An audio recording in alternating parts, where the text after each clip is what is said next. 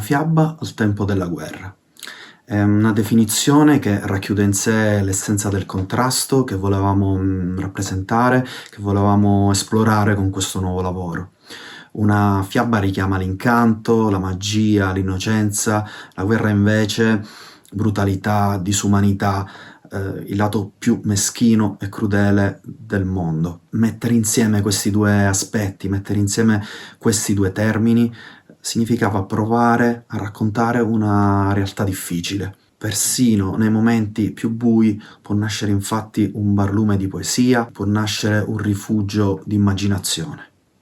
L'idea dell'incantesimo del buio è nata in un periodo buio, il periodo della pandemia, del Covid, e questo significato di rinascita e di ciclo del continuo, di rivitalizzazione della natura è sorto proprio in quel momento, per cui per noi è stato spontaneo dare un messaggio positivo. L'idea poi si è parzialmente arenata per mancanza di risorse, però poi è subentrata la grande opportunità di partecipazione al bando TOC, Transizione Organismi Culturali e Creativi del Ministero della Cultura, al quale abbiamo partecipato, abbiamo vinto il progetto, abbiamo anche beneficiato della compartecipazione finanziaria di un crowdfunding di tanti cittadini che hanno contribuito alla realizzazione del progetto, della Banca di Credito Cooperativo delle Madonie e della società Natara.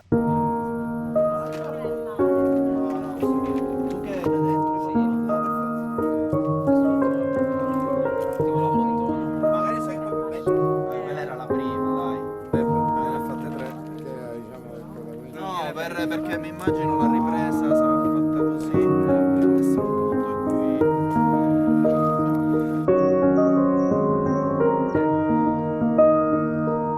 Tare! Fuoco! Il cuore di questo corto è rappresentato dal concetto di ricordo. Come il ricordo può cambiare nel tempo, come può trasformarsi, come può deformarsi per proteggerci, come può diventare una sorta di difesa naturale contro ciò che ci ha ferito. Ma il ricordo può assumere anche altri significati, può essere identità, può essere un'occasione di crescita, è la traccia che può condurre a una vita capace di trasformare il dolore in consapevolezza.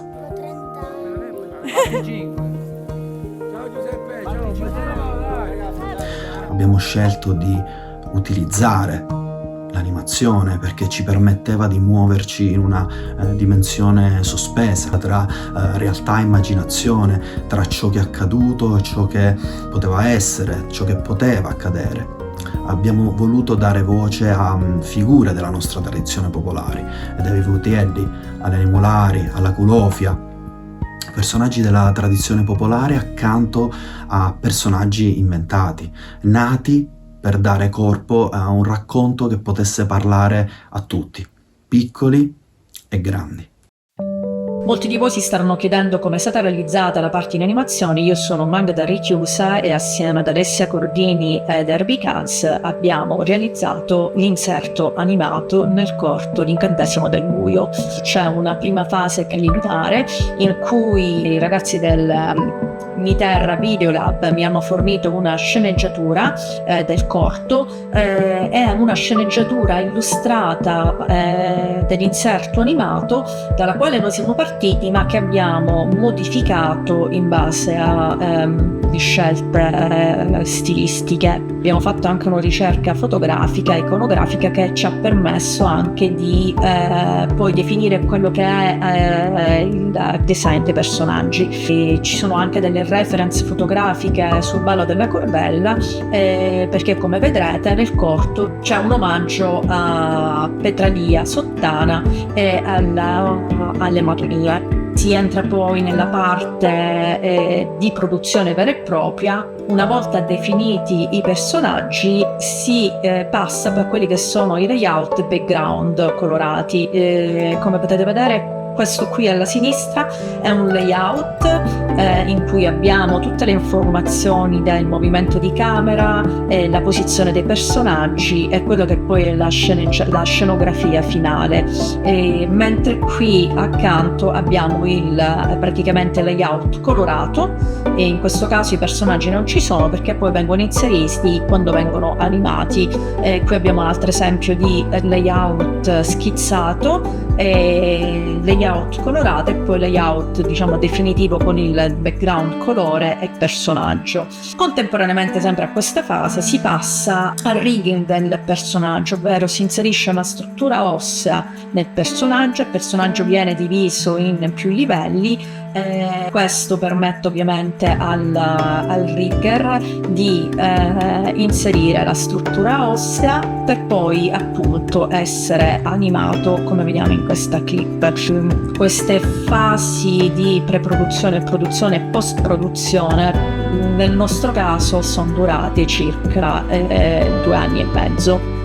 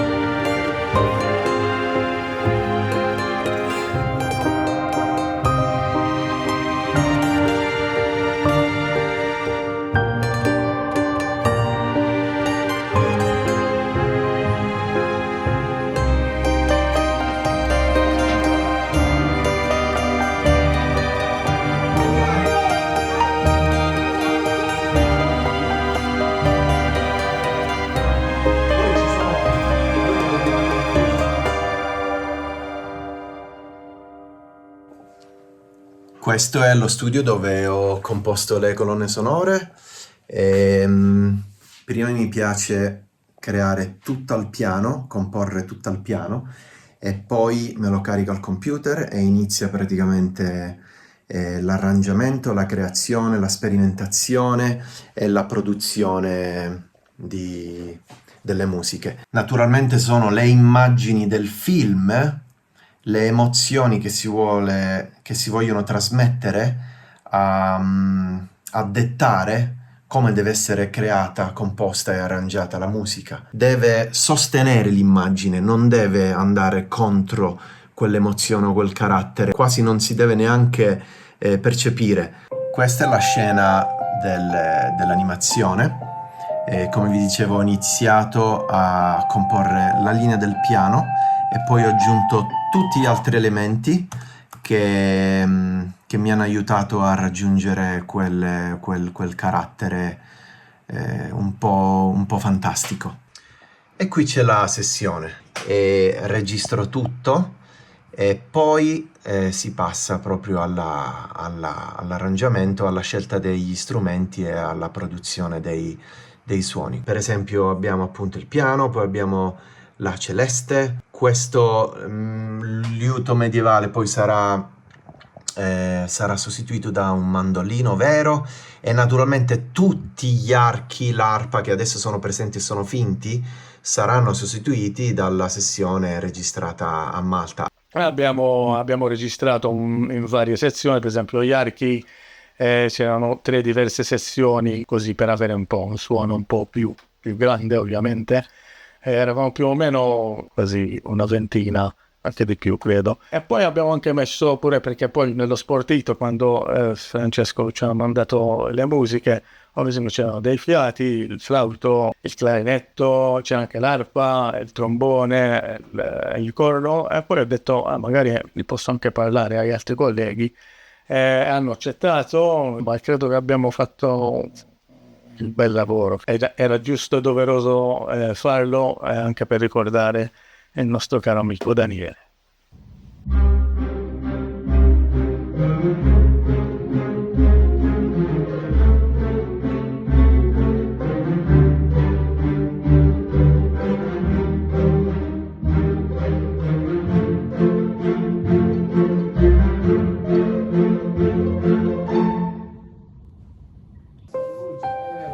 In fondo questo corto è una fiaba che non chiude gli occhi davanti al dolore, ma cerca un modo diverso di guardarlo.